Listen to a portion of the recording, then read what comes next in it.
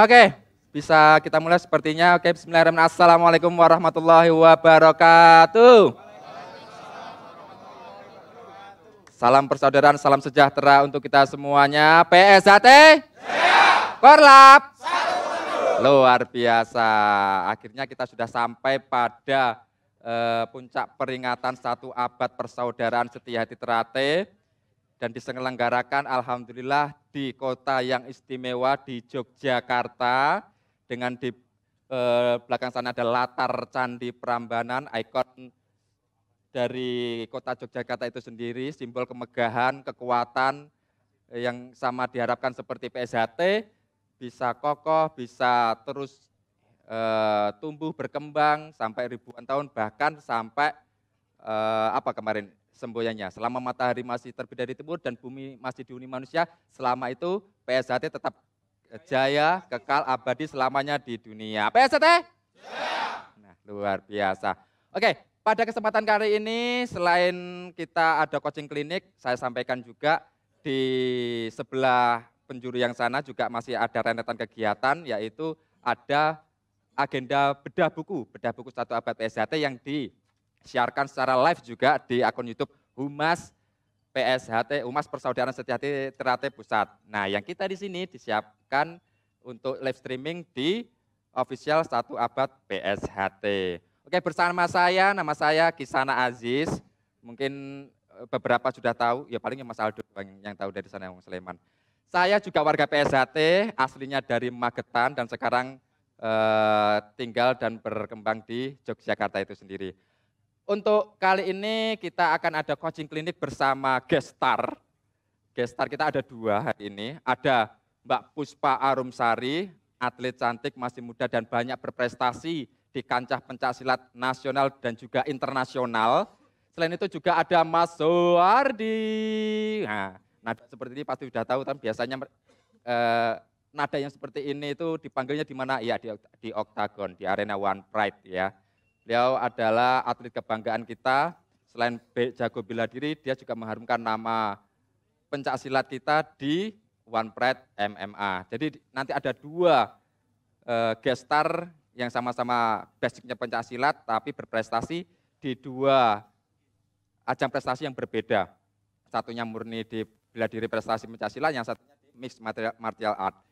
Oke, mungkin kita bisa panggil gestar kita yang pertama, yaitu Mbak Puspa Arumsari, atau biasa kita panggil Mbak Dara. Mbak Dara, oke, dipersilakan menemani saya ke panggung.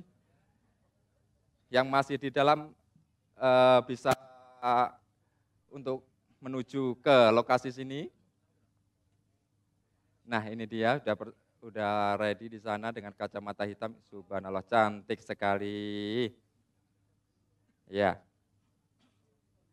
Mungkin ntar sambil peragaan bela diri dikit ya, ditunjukkan, oh ini benar Mbak Dara yang jago bela diri ini.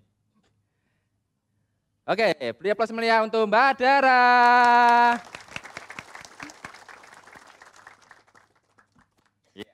Iya. Oke, sip. Mantap. Halo. Bisa berdiri dulu di sini Mbak Dara. Nah, ini saya dikasih bocoran, bisa oh ya nih, saya kan sudah banyak pegang sendiri ya. Udah dikasih bocoran tentang Mbak Puspa Arumsari, banyak banget di sini. Bacain satu persatu apa enggak ya. Yang penting-penting aja dulu, Mbak Puspa Arumsari ini adalah peraih Gold and Silver Medal World Championship Malaysia tahun 2022. Ini yang terbaru ya. Kemudian Silver Medal SEA Games Vietnam 2022. Gold Medal SEA Games Filipina 2019, Gold Medal Asian Games Indonesia 2018, dan mendapatkan apresiasi sebagai Best Player Artistik 2014 dan 2016. Luar biasa. Ini yang baru ya? Terbaru. Terbaru, yang lama ini kecil-kecil tulisannya.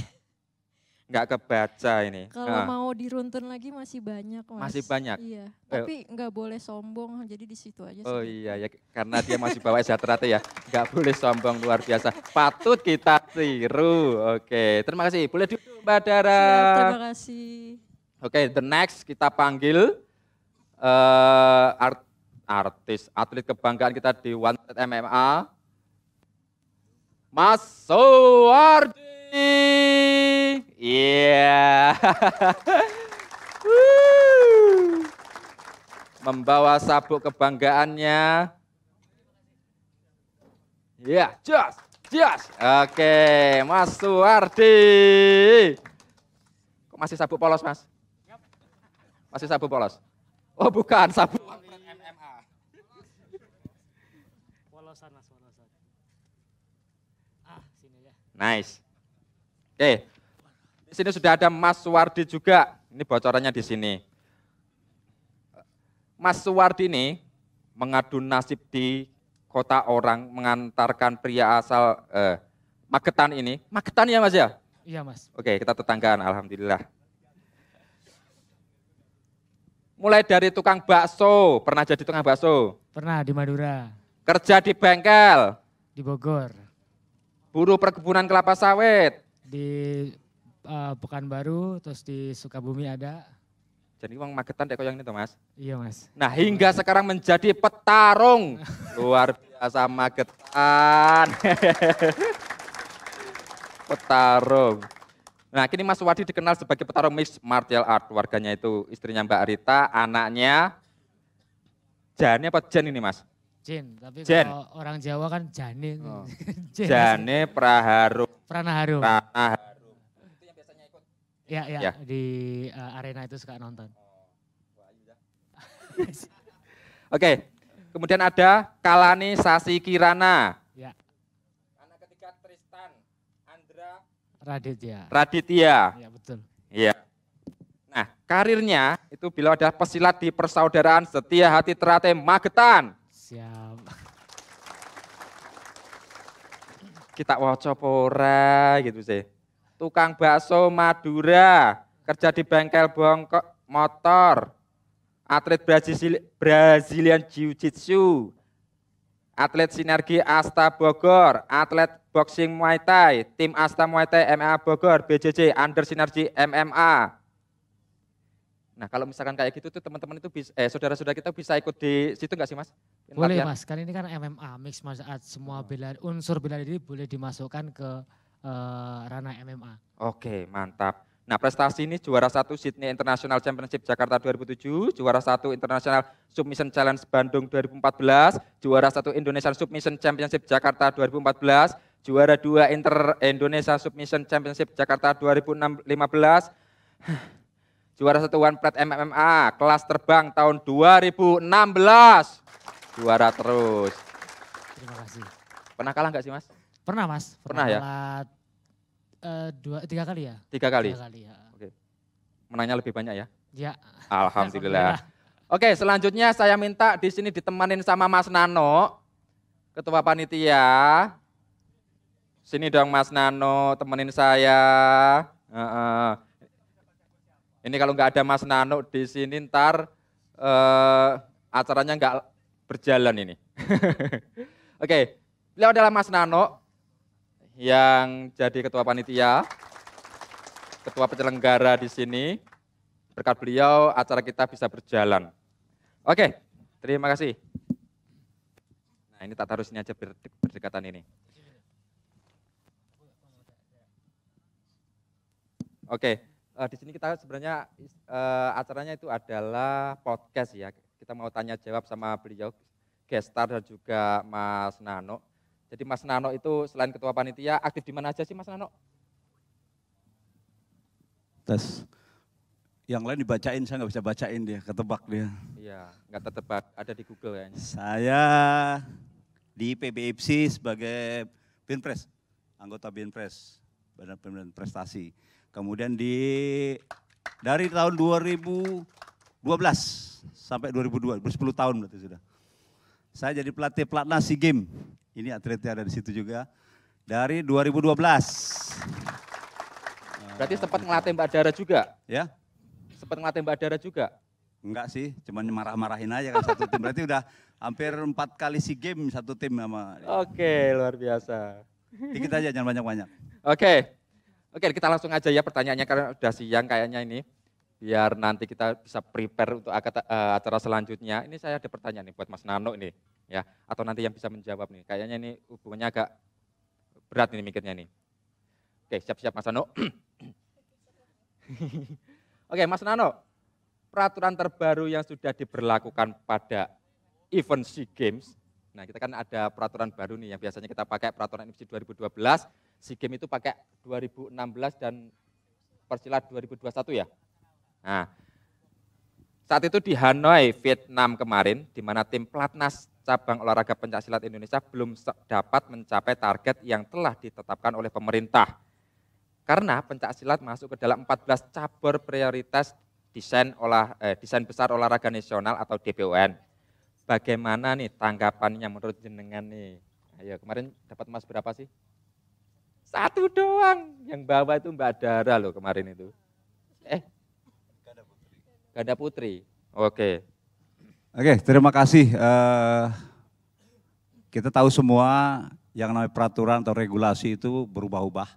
Kemudian mau tidak mau kita semua harus ikut aturan tertinggi. Kalau di persilat itu Federasi Silat Internasional. Jadi keputusan tertinggi ada di persilat. Kemudian Indonesia punya IPSI. Nah, IPSI punya aturan seperti itu. Nah, di beberapa tahun belakang ini ada dua, artinya ada yang masih versi IPSI, ada yang kita harus patuh dengan aturan Federasi Internasional. Jadi kejadian di Hanoi tidak perlu terjadi kalau dari persilat, kemudian anggota negara-negara itu semua kompak dalam mencikapi peraturan baru. Kita tidak alergi peraturan baru. Peraturan baru harus terus diperbaharui. Supaya apa? Kita juga pingin silat itu maju kayak MMA, maju kayak taekwondo, karate yang memang dipertandingkan di olimpiade dan lain-lain. Nah, silat juga punya mimpi ke sana, untuk itu peraturannya diperbaiki. Ada beberapa peraturan yang ke depan barangkali tetap kita mengkritisi. Ada beberapa saran masukan dari tim Indonesia atau IPSI Indonesia harus diperbaiki. Ada beberapa yang memang harus kita terima karena ini bagus gitu. Jadi kemarin anggaplah kita tidak mau sayang salah-salahan siapa yang salah siapa benar. Yang jelas kita termasuk yang kurang beruntung dalam menerapkan aturan baru yang barangkali baru mendadak-mendadak gitu ya. Kita udah coba berkali-kali uji coba ke sana, tapi ternyata begitu aplikasi di lapangan ya, antara wasit juri, kemudian pelatih, kemudian penyelenggara, ini belum konsisten dengan peraturan dibuat. Nah, ke depan Indonesia kemarin sudah rakernas, harapannya hal-hal yang perlu diperbaiki kita usulkan kepada persilat. Nih, yang kita terima ini, yang perlu kita perbaiki ini, usulan Indonesia seperti itu. Supaya ke depan mata ini ada SEA Games Kamboja. Nah, mudah-mudahan Pak Pusat masih bisa main di SEA Games Kamboja. Ya, kira-kira seperti mudah-mudahan peraturannya sudah baku, sudah jadi satu, sudah ketok palu, ini yang akan dilakukan ke depan. Itu kira-kira.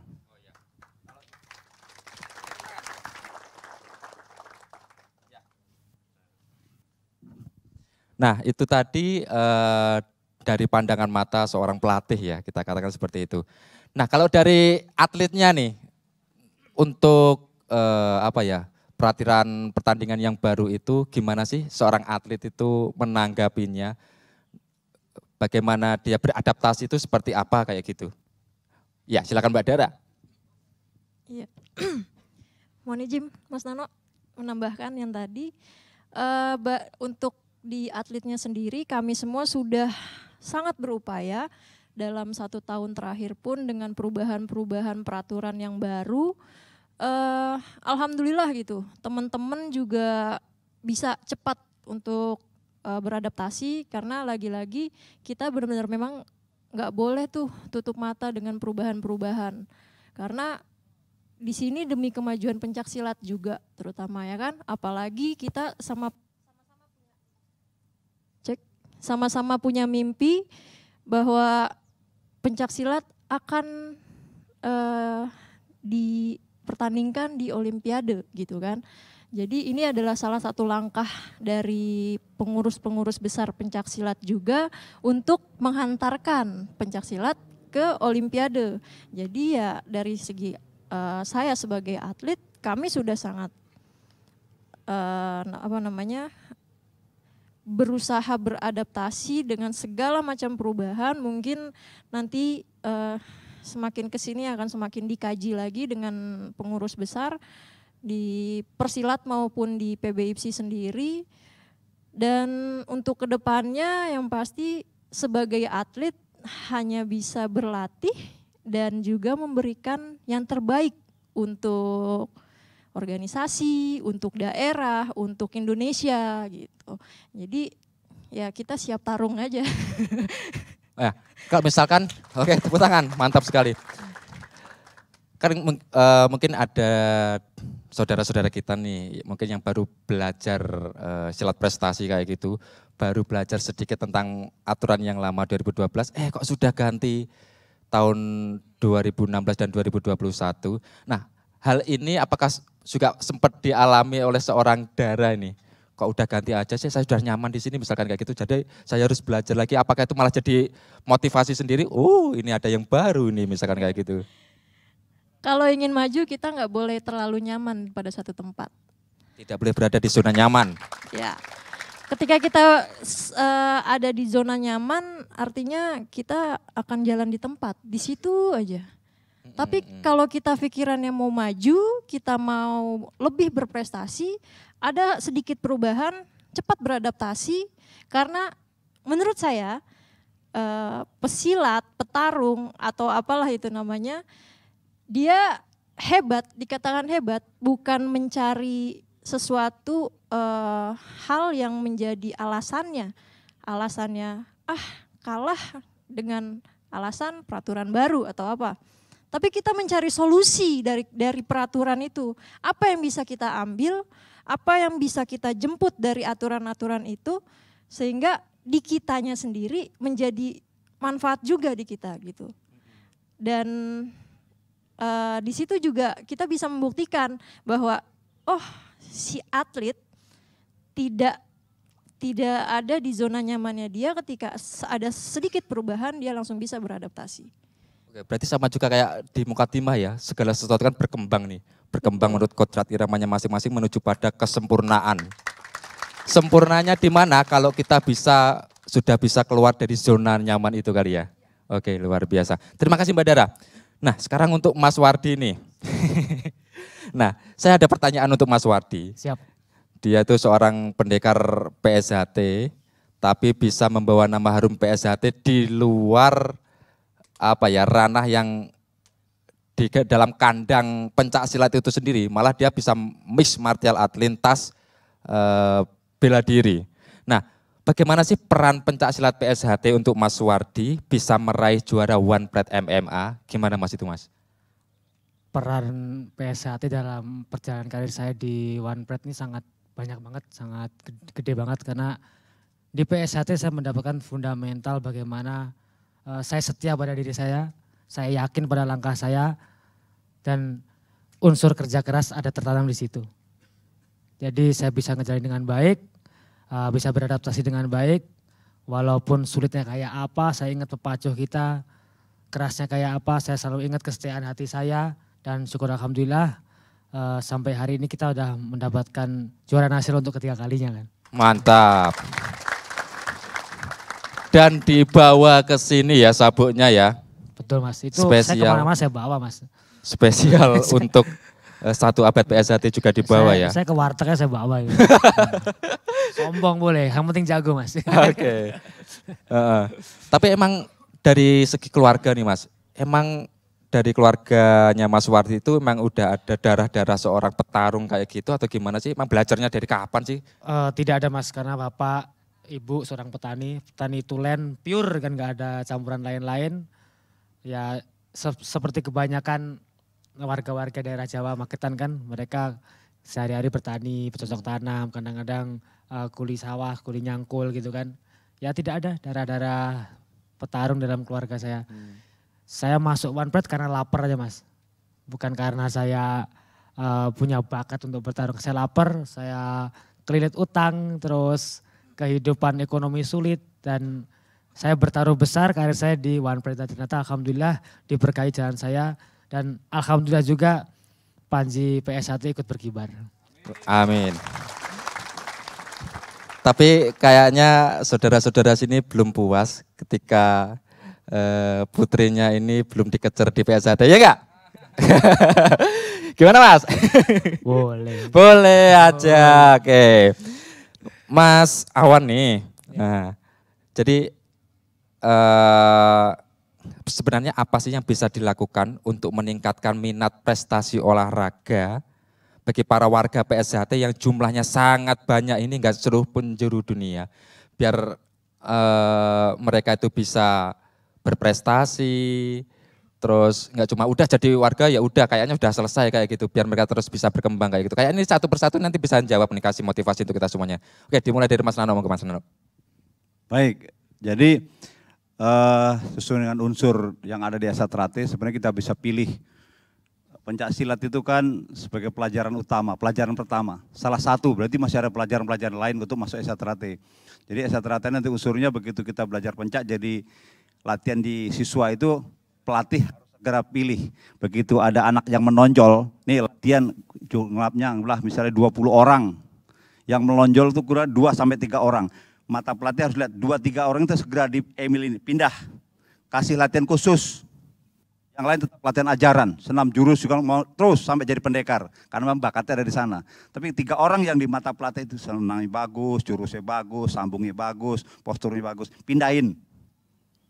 Kelas ajar situ. Bayangkan kalau misalnya semua ranting, rayon, atau seluruh Indonesia ini masing-masing menyiapkan 3 orang saja. 250 kali 3. Berarti ada 750 pendekar di langgang itu. Kalau kita sepakat semua, bayangin. Daripada kita cuma ngomong semua, Mbak Dara kalah, ribut. Mbak kalah, menang baru diam aja. Kalau ada prestasi kan nggak ribut. Kalau kalah, habis. Kami pulang dari Vietnam misalnya, tutup muka. Ya, di bandara aja orang nggak mau tegur kita gitu kan, karena kita kalah gitu. Tapi kalau kita menang, nggak sapa juga, biasa aja. Gitu kira. Jadi sekali lagi, Esatrate sangat bisa. Kita ini contoh-contoh militan. Nanti bisa pilih, kalau sudah punya bakat di prestasi, tinggal pilih, mau amatir, mau profesional. Saya udah bicara Mas Wardi, ke depan kita harus punya tempat untuk menggodok mereka. Paling tidak ada tempat-tempat yang udah menonjol di mana, di Kalimantan di mana, di Sulawesi mana, di Jawa Timur di mana. Ilmunya diturunin gitu. Gitu kira. Jadi nanti Mas sangat bisa. Jadi sekali lagi pencak ajaran Esatrate itu sangat bagus. Senam jurus segala macam luar biasa jurusnya, luar biasa ajarannya, pondasinya luar biasa. Tinggal 1-2 orang yang bagus, menonjol, latih. Latih khusus. Kita punya Aji Bangkit. Itu kan cuma badannya tinggi besar. Si siapa namanya, si adik abangnya, si Zen, sama juga tinggi besar.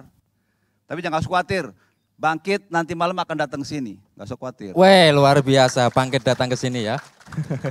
Siang ini tidak bisa, karena ada, tapi nanti malam akan kita tampilkan di situ dengan orang-orang ini semua. Ini putra-putra Esatrate yang luar biasa, di satu abad ini juara Asian Games. Ya, juara Asian Games bersama Bangkit, 2 orang itu. Ini juara MMA. Mudah-mudahan nih Mas menginspirasi yang mendengarkan, yang ikut di streaming kita ini. Ayo semua pelatih janjian di ranting, di tempat latihan, kalau ada 1-2 adik-adik menonjol, pisahin, latih khusus. Jadi pendekar yang tangguh di gelanggang. Sangat bisa, asal kita punya kemauan. Tapi titip, Pak Ketua Cabang, Pak Ketua Ranting, Ketua Pemprov, siapin dananya. Nah Gitu. itu dia. Setuju? Begitu. Iya, katanya Jerbasuki Mawabeyo. Nah itu tadi pendapat dari Mas Nano ini. Oke, mic-nya dikasihkan ke Mbak Dara. Oke, Mbak Dara gimana pendapatnya Mbak Dara ini? Iya, kalau dari saya sendiri sebetulnya kita semua bisa untuk di bidang prestasi, di amatir maupun di profesional gitu. Cuma ya tadi, dilihat mata pelatih harus jeli melihat mana nih yang bagus diarahkan untuk ke arah prestasi, mana yang bagus memang basic untuk ke ajaran gitu.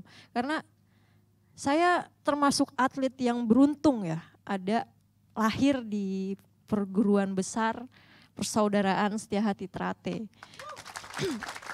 saya sangat merasakan dengan banyaknya saudara-saudara saya dari Sabang sampai Merauke, bahkan ketika saya ada di negara-negara tetangga atau di mana saya bertanding, mesti ada.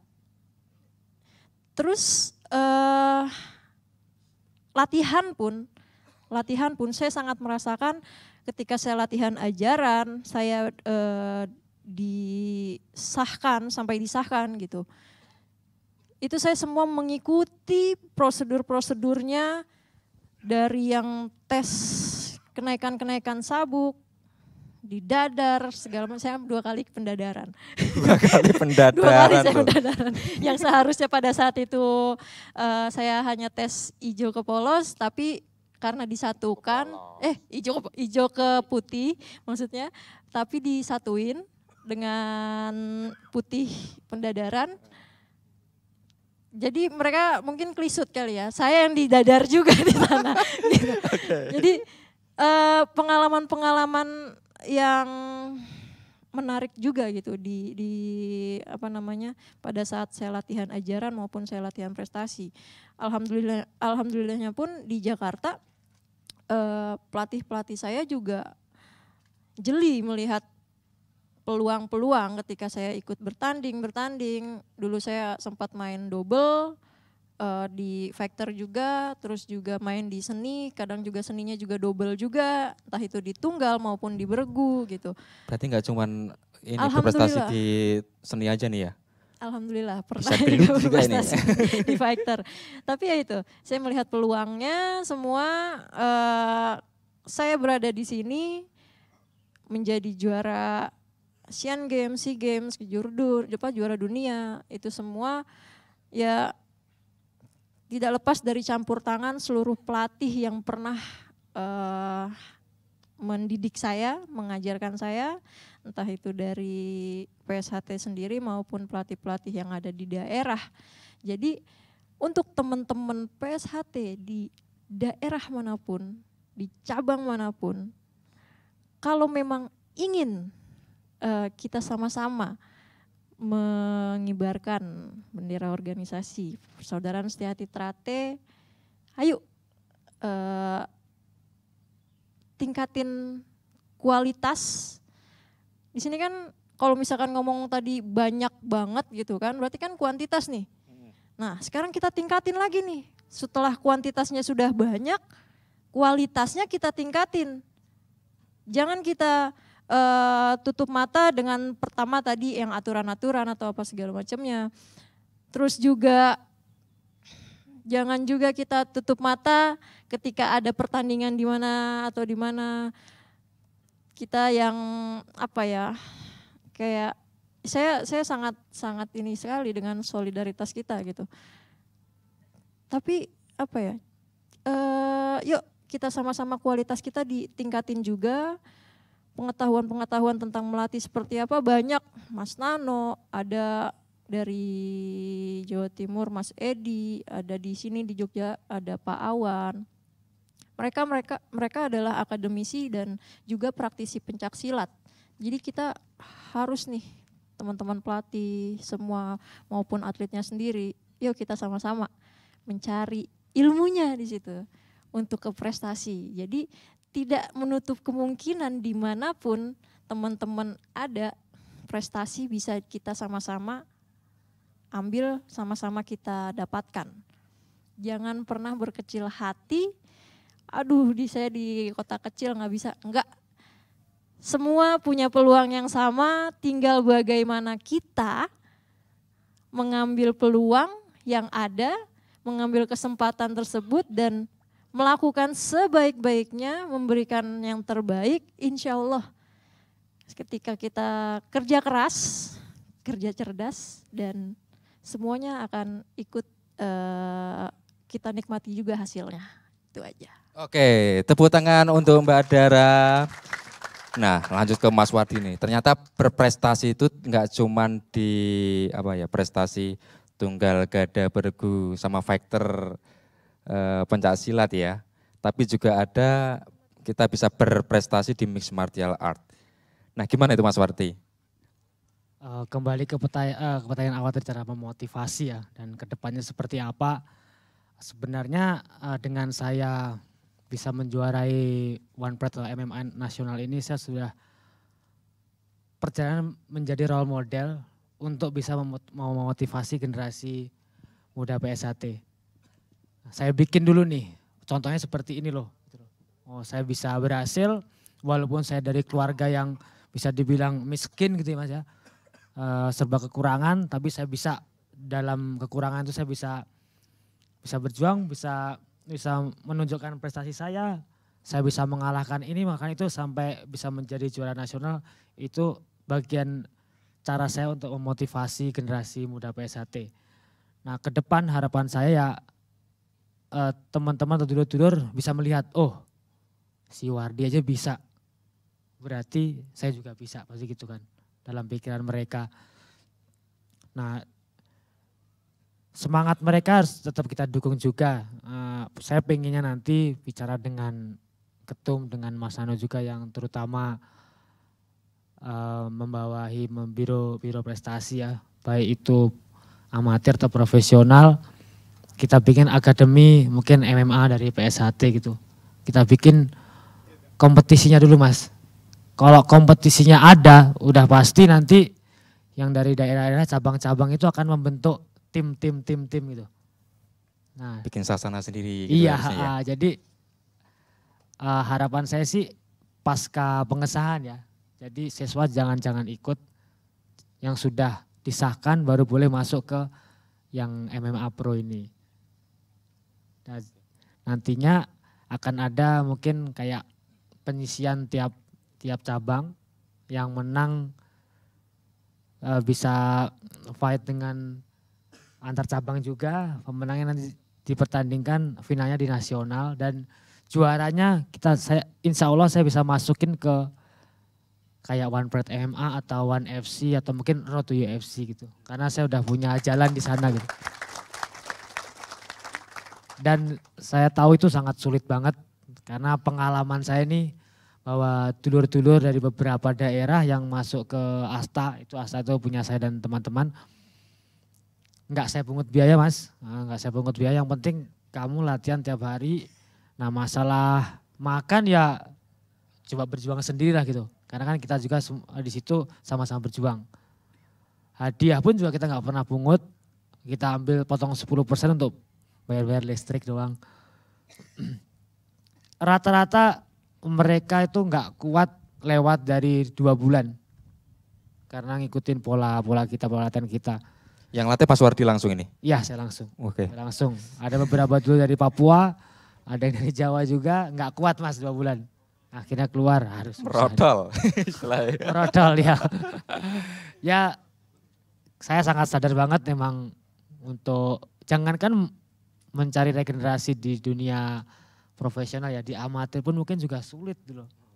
Bagaimana cara nyari yang benar-benar konsisten, yang benar-benar disiplin latihan itu sangat sulit banget. Apalagi di MMA Pro yang tiap hari ya kena jotosan, tungkak, semuanya masuk itu loh Mas. Kadang-kadang kurang begini-begini gitu kan. Dan banyak yang gak kuat ternyata. Dan saya berharap nanti pasti adalah masa sekian banyak, sekian juta orang gak ada satupun yang jadi penerus saya gitu. Karena kan saya udah jujur, saya udah kepala 4, ya mungkin entah setahun atau 2 tahun lagi saya pensiun. Dan saya berharap ada generasi muda yang mau melanjutkan perjuangan saya di MMA profesional. Oh ya, Mas Wardi, jadi kan sering kita lihat pas Mas Wardi lagi bertanding itu kan sering kena pukul, kena tendang, sampai benjol dan lain sebagainya. Mungkin bagi Mas Wardi sendiri seorang pendekar itu hal yang biasa. Dan itu malah memacu adrenalinnya ya. Oh saya masih kena di sini, berarti saya harus melatih lagi biar lebih sangar lagi, lebih lincah lagi, lihai lagi. Nah tapi di belakang kita itu ada keluarga nih. Istri, anak dan lain sebagainya. Itu gimana Mas? Apakah Mas Wardi, Mbak Uwe, sudah banyak kabar misalkan kayak gitu. Nah, ada nggak sih kayak gitu? Pasti ada Mas, karena kan bagaimanapun juga istri atau anak-anak itu akan mengkhawatirkan kondisi kesehatan kita gitu loh. Nah, dia nggak mau saya kenapa-napa. Ya tapi gimana orang kayak gini cara kita nyari nasinya, nyari nafkahnya buat mereka gitu. Jadi ya saya berharap banget didukung penuh karena kalau ada dukungan penuh udah pasti tekad kita kuat, semangatnya besar. Ya makanya kan saya nggak bisa selama-lamanya di sini karena pengaruh umur, pengaruh mungkin yang lain-lainnya dan saya juga harus pensiun, makanya saya pengen nyiapin regenerasi PS1 yang bisa mungkin meneruskan di OnePride MMA. Oke, terima kasih.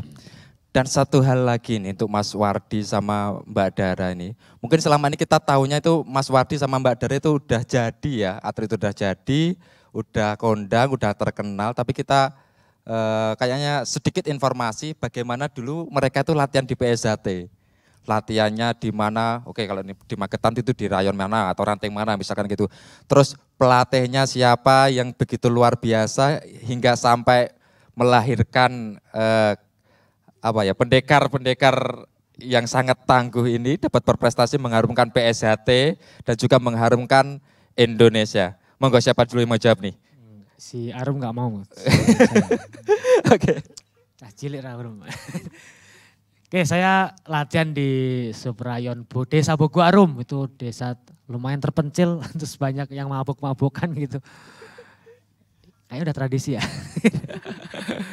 Enggak, kalau di Jatara enggak. Oh enggak ya. Soalnya karena kita dididik untuk menjadi manusia berbudi luhur, tahu benar dan salah. Betul enggak? Betul. Oke.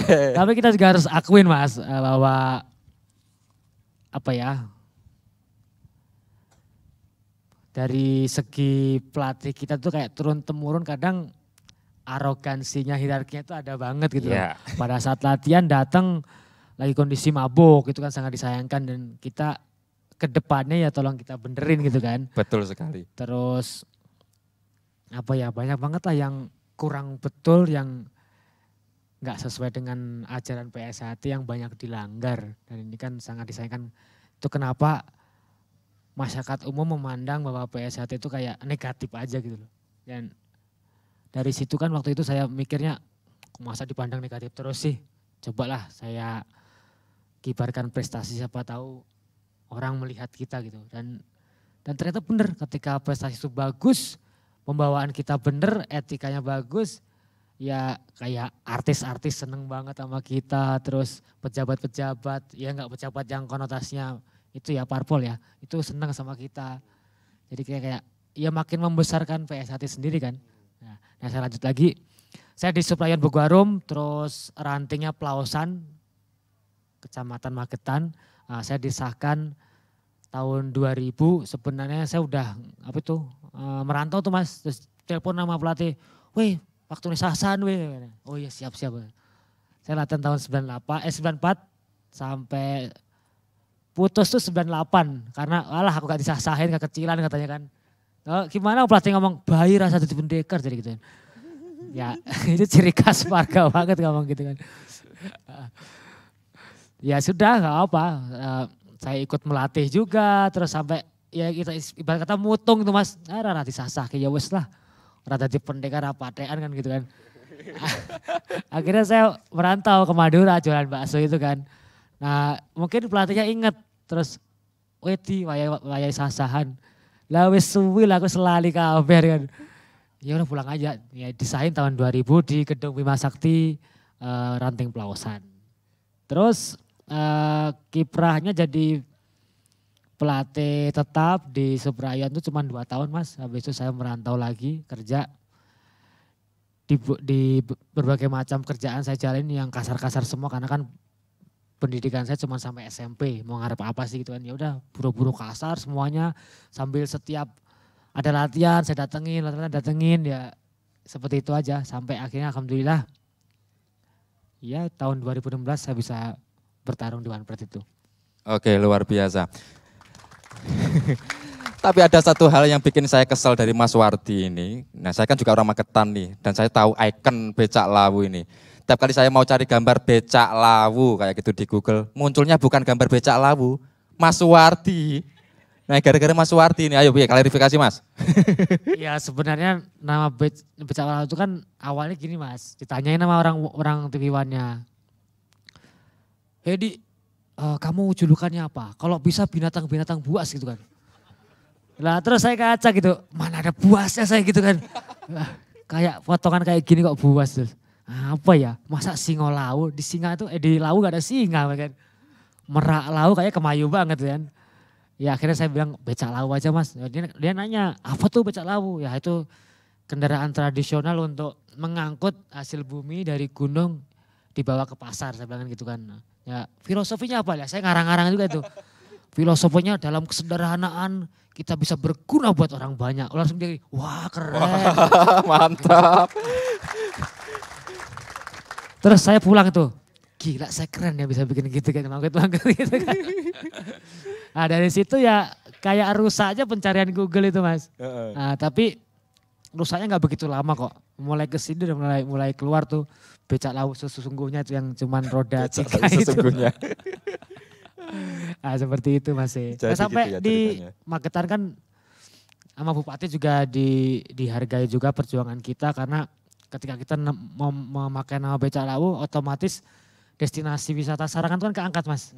Karena mereka kan, becak lau tuh ada cuma di Sarangan kan. Coba mas tanya mas, Nah. mereka tuh ada yang tahu Sarangan nggak? Udah Ada pernah ke sana Sarangan belum? nggak Mas? Sering. Ya. Biasanya bawa pacar ke sana misalnya. Nah itu destinasi wisata Sarangan akhirnya naik. Dan alhamdulillah sektor wisata naik, ekonomi juga ikut meningkat juga gitu. Jadi ya alhamdulillah nama becak lau itu membawa berkah buat semuanya, nggak cuma saya, tapi masyarakat Magetan pada umumnya gitu.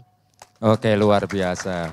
Sama kemarin tuh sempat Bupati ngusulin, Mas Wardi apa saya bikin patung Mas Wardi di alun-alun. Terus saya bilang, Pak saya belum meninggal jangan dibikin patung. Saya bilang gitu. Ya masa masih hidup dibikin patung, Pak Bupati ada-ada aja. Itu Mas. Itu Mas. Oke itu tadi sedikit cerita tentang sejarah nama becak lau ya. Oke lanjut ke pertanyaan awal buat Mbak Dara nih. Gimana Mbak Dara? Dulu latihan di mana? Pelatihnya siapa? Dulu latihannya di Taman Mini. Kelas 5 SD. Udah capsus belum itu ya? Belum. Belum. Kelas 5 SD ikut sama abang. Saya nggak salah denger ya nih ya. Kelas 5 SD 5 SD latihan. latihan. Kelas 5 SD kita masih pada ngapain ya? Main congklak. Main congklak. Ada yang tahu congklak nggak? Dakon kali ya. Kelas 5 SD ikut sama abang di Taman Mini. Latihan di sana terus sampai di 2012 disahkan di Rayon Padepokan. Rayon Padepokan. Iya. 2012. 2012-nya. Lalu pelatih pertama di Taman Mini itu ada namanya Mas Muhammad Iqbal Maulana. Sampai sekarang masih komunikasi baik dan untuk seninya sendiri dilanjutkan dengan sama Mas Agus, Mas Yanto, ada dari pelatih Rayon juga ada Mbak Asih, banyak. Jadi itu semua teman-teman angkatan dari abang juga kebetulan, jadi semua pelatih yang pernah megang saya di awal memang sampai saat ini masih komunikasi baik. Dan yang pasti saya juga nggak boleh lupa dengan mereka gitu kan. Terus apa lagi Mas? Udah disahkan, lalu latihan masuk tim pelajar saat itu di 2007. Oh, sebelumnya pas masih siswa itu sudah tanding belum sih? Sudah. Sudah tanding? Sudah. Dan menang terus kayak sekarang apa? Dulu pernah kalah nggak sih? Ya pernah Mas. Pernah Kak ya? Pernah kalah Mas. Pernah kalah, pernah nangis juga karena kalah, pernah. Enggak ujuk-ujuk saya dapat menang medali emas Nah terus. tuh ya, Enggak jadi nggak seperti itu. ujuk-ujuk ya, berarti ada proses di situ Ada ya? prosesnya Mas. Tapi ya itu karena sayanya juga penasaran anaknya, terus juga saya juga suka challenge, suka tantangan.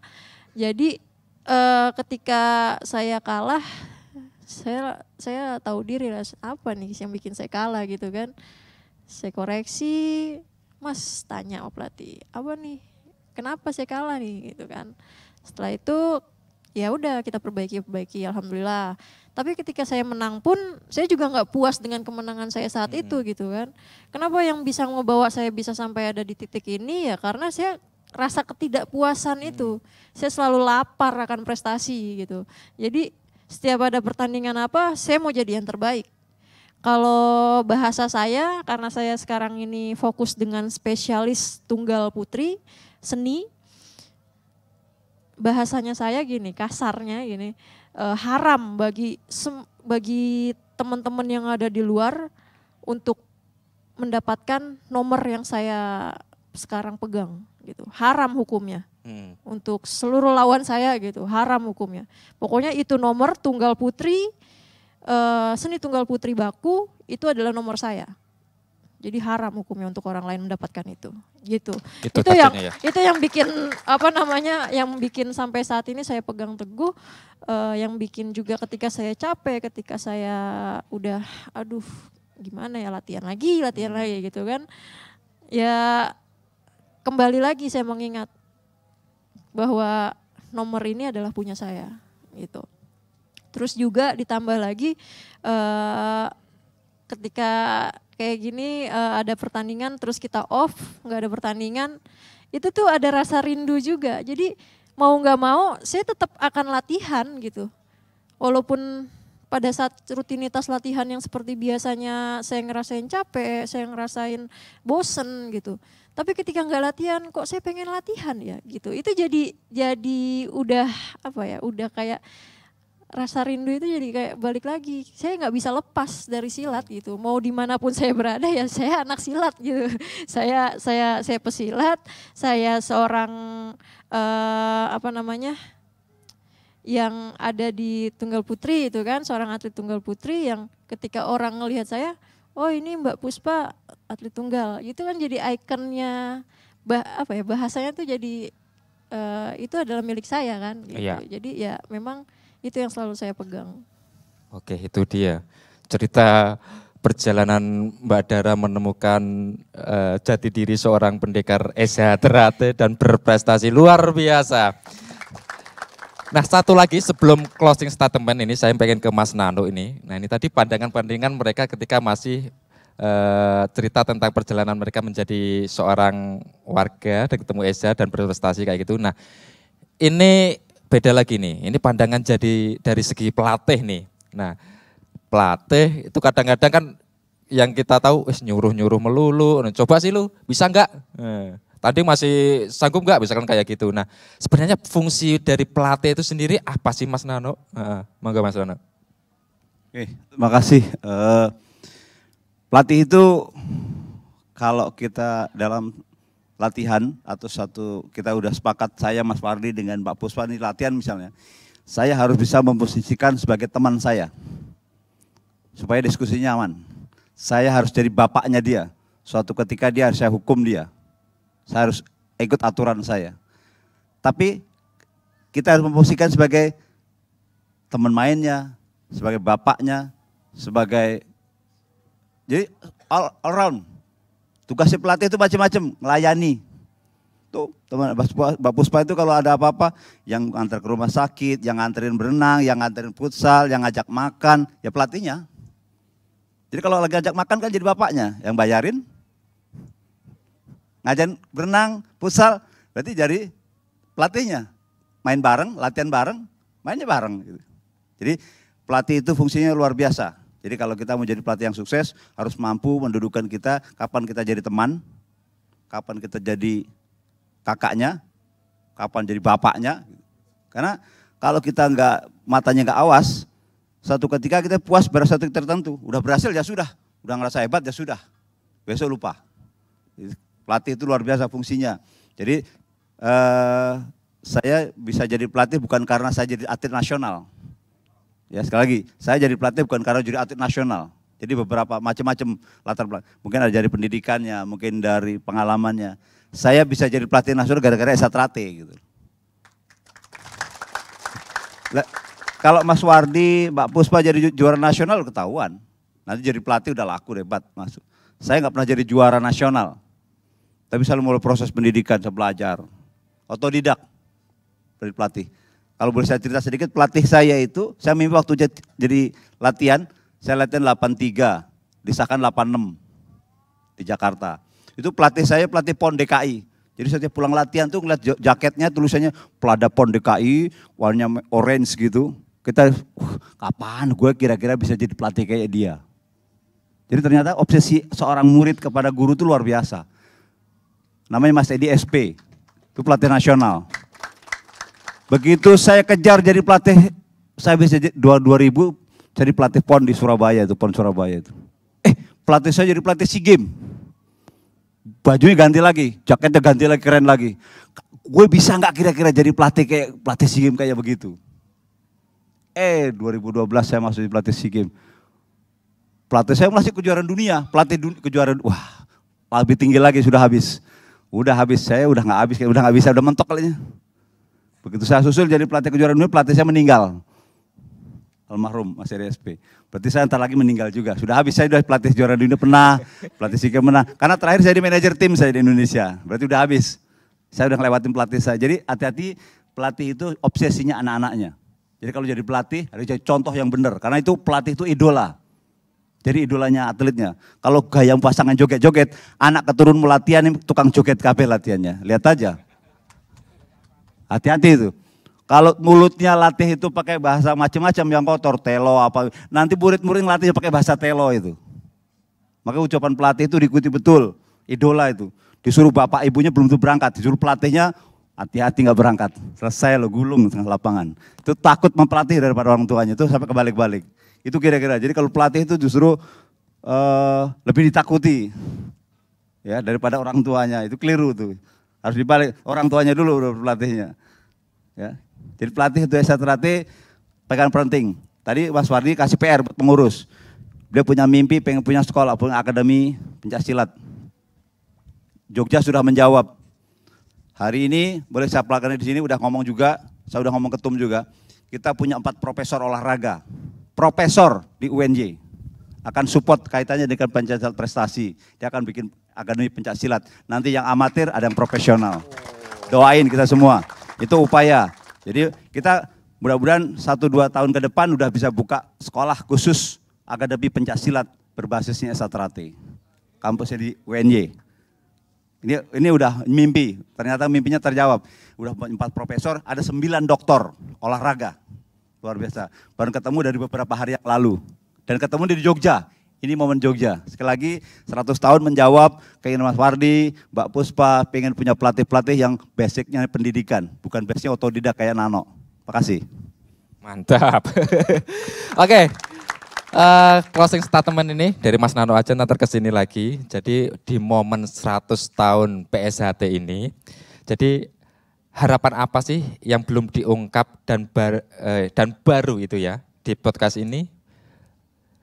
Bisa diungkap. Harapan apa dalam, jadi kan PSHT itu udah 100 tahun nih, harapan apa yang belum diungkap dan mau diungkap di sini, di podcast ini, dari Mas Nano? Saya cuma satu harapannya, mudah-mudahan masalah Satrate, masalah dualismenya cepat selesai. Amin. Cepat selesai. Ya. Momen di belakang ini, candi ini, udah ribuan tahun, berapa ribuan tahun, abadi dia. Ini cagar dunia, cagar budaya dunia, ini luar biasa. Satrate juga sudah 100 tahun. Kita berharap juga Satrate bisa ratusan tahun ke depan masih hidup gitu loh. Ini momen nih, seperti ini. Satrate akan dikenang sampai sesuai dengan apa yang kita katakan, selama matahari masih bersinar, selama bumi masih di manusia, selama itu pula persaudaraan setia Satrate tetap jaya abadi selama-lamanya. Harapannya begitu. Oke, Mas Wardi. Ya harapan besar kita bersama kayaknya sama ya, nyawiji ya, nyawiji. Karena ketika kita bersatu sudah pasti kita kuat. Kita kuat, kita bisa melakukan segala hal positif, baik itu prestasi, sosial, apapun pokoknya. Kalau kita bersatu, kita kuat. Dan kedepannya lagi ya ada beberapa hal yang kadang-kadang mendasar yang kecil juga yang saya pengen tuh. Pelatihnya tuh digaji Mas. Mantap. Itu pelatih yang di daerah di Suprayon tuh ada gaji di sana. Iya. Itu doang sih. Luar biasa Mas Wardi, ini cita-cita yang mulia nih ya. Dan harusnya kita mampu ya, kita udah gede loh ini. Mampu. Mbak Dara? Sama aja deh. Ada dong. Ya harapannya ya yang pertama pastinya sama seperti Mas Nano dan juga Mas Wardi.